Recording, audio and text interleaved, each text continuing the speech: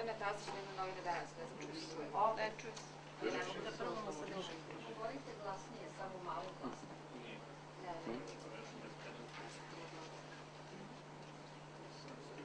Hvala, da li se sad bolje čuje? Da. Jelena Tasić, Dnevna novina danas. Gospodin Čvorović je delimično odgovorio na moje pitanje da li je konferencija za štampu u pravo mesto za ovakve teme, ali pošto se već nekoliko meseci od koje je počeo ovaj problem sa Vladikom Martinijem govori o nepoštovanju crkvenih autoriteta, sinoda i sabora. Da li ste vi pokušali o ovim temama da razgovarate u okviru tih crkvenih institucija, sinoda i sabora, da tražite da se razgovara o tome? Hvala. Ko želite da odgovorite? Vi, bili profesor sve. Pa pre svega, bar kada sam ja u pitanju, nisam kompetentan sagovornik ni sabora, ni sinoda. Sabor i sinod ne mogu razgovarati baš sa svakim, pa makar to bio i ja.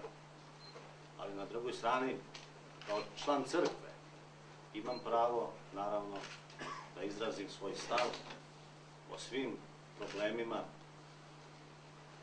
i ne samo o problemima u našoj crkvi. Onog trenutka, ako bih dobio poziv bilo kojeg episkopa, ja bih se, naravno, odazvao tom pozivu, pošto većinu sasvim dobro poznajem, imam višedecenijsku saradnju sa njima i razgovarao bih, naravno, o svim problemima. Ja sam jedan takav poziv do duše dobio. Njega sam više smatrao prijateljskim, a to je 4. dan Velikog posta od strane tadašnjeg administratora Raško-Prizrenske eparhije, episkopa Atanasija, i sa njim sam razgovarao u Banjskoj i rekao mu, naravno, na skoro sličan način sve moje stavove o tadašnjem uklanjanju episkopa Artemija sa katedre Raško-Prizrenskog episkopa. Dakle, to je jedini razgovor, iako su mi mnogi savjetovali da ne idem na taj razgovor. Ovo ne mora da uđe, naravno, prosto više lična stvar. Kao što sam tad prihvatio poziv episkopa Atanasija i danas bih, naravno, prihvatio svaki poziv, pogotovo što sam 10 godina u Nišu imao sasvim dobru saradnju sa episkopom Niškim Irinejem, sa patrijarhom srpskim, i vladika se seća na moj poziv, uz blagoslov episkopa Niškog, on je mnogo puta boravio i govorio u Nišu. Evo, ja ću nešto reći. Prvo, to je razgovor koji pre svega, kako reče profesor Bojović, treba da vode episkopi na saboru, na najvišem telu Srpske pravoslavne crkve. Nekad je narod učestvovao na saboru. Drugo, kako izgleda taj razgovor sa Mirjanima, sa narodom koji drugačije misle, reću vam na mom slučaju. Dakle, pravo koje Zakon o informisanju jemči, a to je pravo da se demanti postavi na isto mestu i onoliko vreme koliko je bilo i neko saopštenje postavljeno, a to je, govorimo o saopštenju dekana Pravnog fakulteta, gde smo moj mentor, profesor Pavlović i ja teško diskvalifikovani. To saopštenje, jedno akademsko potpuno saopštenje, sa teškim diskvalifikacijama, je postavljeno na sajt Srpske pravoslavne crkve. I profesor Marko Pavlović i ja smo uputili demanti sa zahtevom da na osnovu Zakona o informisanju taj naš demanti, taj naš odgovor na saopštenje bude postavljen na istom mestu na sajtu Srpske pravoslavne crkve i onoliko vremena koliko je bilo i saopštenje dekana Pravnog fakulteta. I to je razgovor glupih. Odgovor nije postavljen, a ovim činom informativna služba Srpske pravoslavne crkve je još jednom, nažalost, demonstrirala ne snagu prava, već silu vlasti i eparhije Bačke, pošto isto saopštenje bilo i na sajtu eparhije Bačke, potpuno nenadležno. Ja sam Mirjanin u Žičkoj eparhiji, profesor Pavlović u Šumadijskoj. Dakle, postoje lica, nažalost, za koja ne važe ni osnovna zakonska prava što se tiče pojedinaca u Srpskoj pravoslavnoj crkvi, a kamoli mogućnosti bilo kakvog razgovora.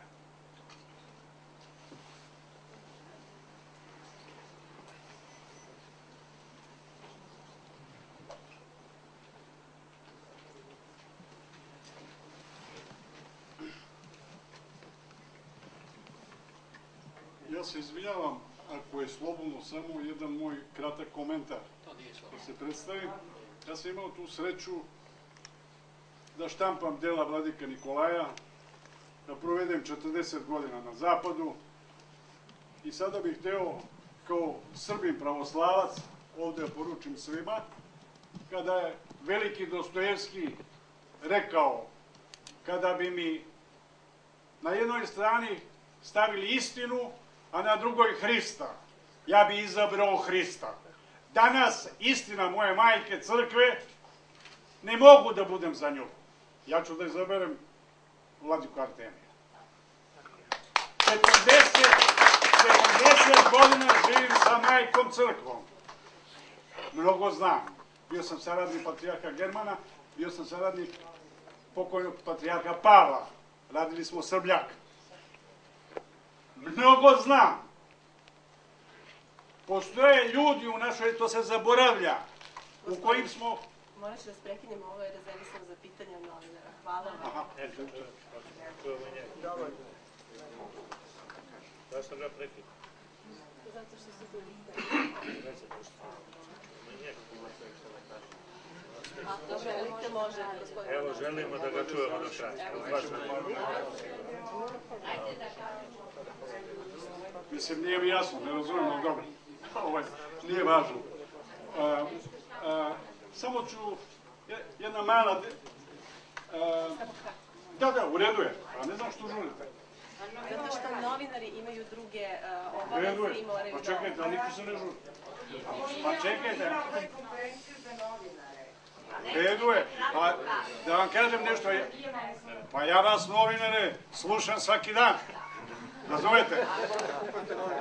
Svatate? Ja hoću samo da kažem, jedna mala digresija, znate, zaboravlja se gde smo živeli. Zaboravili smo da je postojalo svešteničko udruženje. Svatate? To je druga partijska ćelija bila. Onda, vladike su birane, da Gospod Bog oprosti, prizivanje Svetog Duha. Ovdje imamo sreću da sedi vladika koji je postao vladika prizivanja Svetog Duha. Na druge vladike je prvo prišao duh Krste Lekovića, operativnog organa državne bezbednosti. Te vladike sude sada.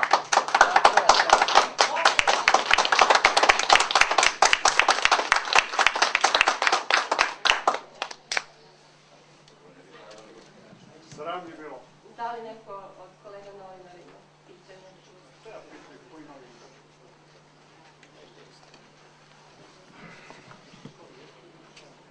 Ja sam Radmila Lončar iz Vesti iz Frankfurta, dnevne novine Srpske dijaspore za Evropu, Ameriku i Australiju. Gospodine Čvoroviću, upravo ste vašim izlaganjem da Srpska pravoslavna crkva nije postavila vaš demanti, saopštili primer da je crkva u tom domenu se postavlja kao da je iznad zakona i iznad državnih zakona. Da li imate još nekih primera kojima biste ilustrovali da zaista Sinod Srpske pravoslavne crkve kao najviša izvršna crkvena vlast, saborska, se postavlja i s čijim blagoslovom iznad zakona ove države i iznad same države Srbije? Prvo, zašto se određena lica u crkvi postavljaju tako da su starija i od samog prvo kanonskog prava? Dakle, oni ne poštuju ni samo pravo crkve, a potom stariji su i od državnog prava. Pa razlog je verovatno moć. Neko im je pozajmio tu moć. I takvo ponašanje će trajati sve dok nalogodavci, dok oni ne izvrše ili zadatak nalogodavaca ili nalogodavci budu odlučili da više to nisu poželjni izvršioci njihovih uloga, jer verovatno nespretno prave neke određene greške. Ja najbolje mogu da govorim na svom primjeru. Dakle, direktno po nalogu određenih pojedinaca u crkvi, ja sam uklonjen sa pravnog fakulteta. I tu izjavu to je potvrdio sam dekan pravnog fakulteta Predrag Stojanović. Ono što je najtragičnije u čitavoj situaciji, pored teških kršenja osnovnih ljudskih prava zajamčenih Ustavom, pre svega slobode veroispovesti u ovom slučaju, u mom slučaju se pokazao i moralni lik određenih vladika Srpske pravoslavne crkve.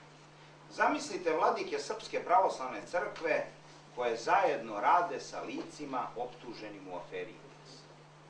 Dakle, sa licima optuženim u najtežoj korupcionaškoj aferi ikada otkrivenoj u Srbiji. O kakvom mi moralnom kredibilitetu pojedinih vladika govorimo kad oni imaju nekakve tajne i ko zna kakve veze sa licima optuženim za korupciju. Dakle, to je put za otkrivanje izvora njihove moći. Njihova moć za kršenjem, na osnovu koje krše kako kanone, tako i državno zakonodavstvo, počiva na vezama ove prirode. I, nažalost, ja kao pravnik i u ovom slučaju morat ću da posegnem za pravnim sredstvom. Dakle, tužit ću Srpsku pravoslavnu crkvu na osnovu zakona o informisanju. Jer kao pravnik ne znam ni jedan drugi put da se bezakonici privedu pravdi. Kao što ću tužiti pravni fakultet, tako ću tužiti informativnu službu Srpske pravoslavne crkve. To je jedini način. I to je jedini način koji ja preporučujem svim Srbima. Onda kada su ugrožena njihova prava, kada su oštećena njihova prava, bilo od strane državnih organa, bilo od strane pojedinih crkvenih organa, tužite ih, privedite bezakonike pravdi. Jer Njegoš je rekao, altirijanstvu stati Novogoru za vrat, dovesti ga poznaniju prava, to je ljudska dužnost najsvetlija. Hvala.